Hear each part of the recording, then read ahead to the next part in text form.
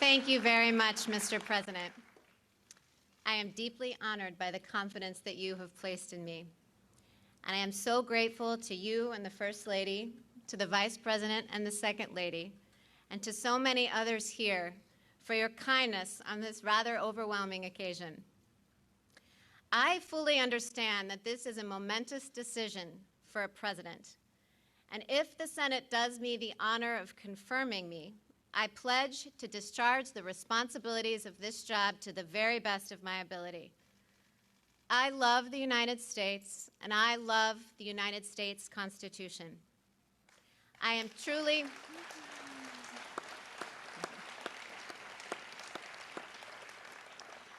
truly humbled by the prospect of serving on the Supreme Court.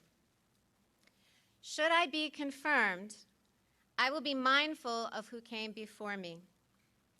The flag of the United States is still flying at half-staff in memory of Justice Ruth Bader Ginsburg to mark the end of a great American life. Justice Ginsburg began her career at a time when women were not welcome in the legal profession. But she not only broke glass ceilings, she smashed them. For that, she has won the admiration of women across the country and indeed all over the world.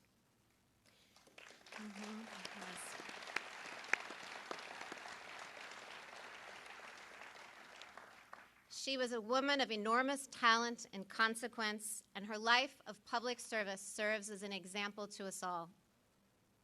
Particularly poignant to me was her long and deep friendship with Justice Antonin Scalia, my own mentor. Justices Scalia and Ginsburg disagreed fiercely in print without rancor in person. Their ability to maintain a warm and rich friendship, despite their differences, even inspired an opera. These two great Americans demonstrated that arguments, even about matters of great consequence, need not destroy affection. In both my personal and professional relationships, I strive to meet that standard. I was lucky enough to clerk for Justice Scalia, and given his incalculable influence on my life, I am very moved to have members of the Scalia family here today, including his dear wife, Maureen. I clerked for Justice Scalia more than 20 years ago, but the lessons I learned still resonate. His judicial philosophy is mine too. A judge must apply the law as written. Judges are not policymakers, and they must be resolute in setting aside any policy views they might hold. The President has asked me to become the 9th Justice, and as it happens, I'm used to being in a group of 9, my family. Our family includes me, my husband Jesse, Emma, Vivian, Tess, John Peter, Liam, Juliet, and Benjamin. Vivian and John Peter, as the President said, were born in Haiti, and they came to us 5 years apart when they were very young. And the most revealing fact about Benjamin, our youngest, is that his brothers and sisters unreservedly identify him as their favorite sibling. Our children obviously make our life very full. While I am a judge, I'm better known back home as a room parent, carpool driver, and birthday party planner. When schools went remote last spring, I tried on another hat. Jesse and I became co-principals of the Barrett e-Learning Academy. And yes, the list of enrolled students was a very long one. Our children are my greatest joy, even though they deprive me of any reasonable amount of sleep.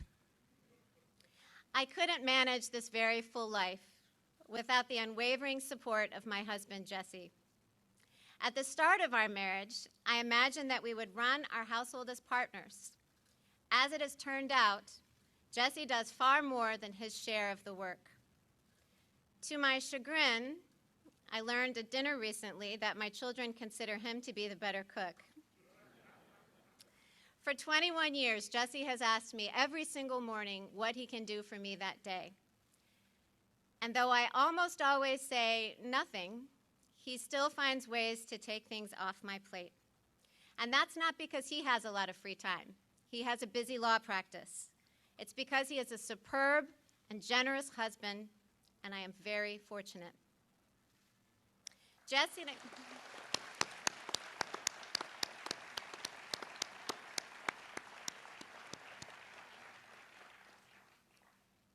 and I have a life full of relationships, not only with our children, but with siblings, friends, and fearless babysitters, one of whom is with us today.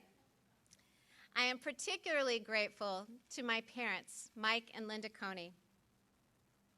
I have spent the bulk of my adulthood as a Midwesterner, but I grew up in their New Orleans home. And as my brother and sisters can also attest, Mom and Dad's generosity extends not only to us, but to more people than any of us could count. They are an inspiration. It is important at a moment like this to acknowledge family and friends. But this evening, I also want to acknowledge you, my fellow Americans. The President has nominated me to serve on the United States Supreme Court, and that institution belongs to all of us. If confirmed, I would not assume that role for the sake of those in my own circle, and certainly not for my own sake. I would assume this role to serve you. I would discharge the judicial oath, which requires me to administer justice without respect to persons, do equal right to the poor and rich, and faithfully and impartially discharge my duties under the United States Constitution.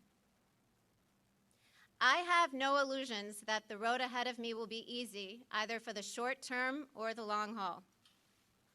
I never imagined that I would find myself in this position. But now that I am, I assure you that I will meet the challenge with both humility and courage. Members of the United States Senate, I look forward to working with you during the confirmation process, and I will do my very best to demonstrate that I am worthy of your support. Thank you.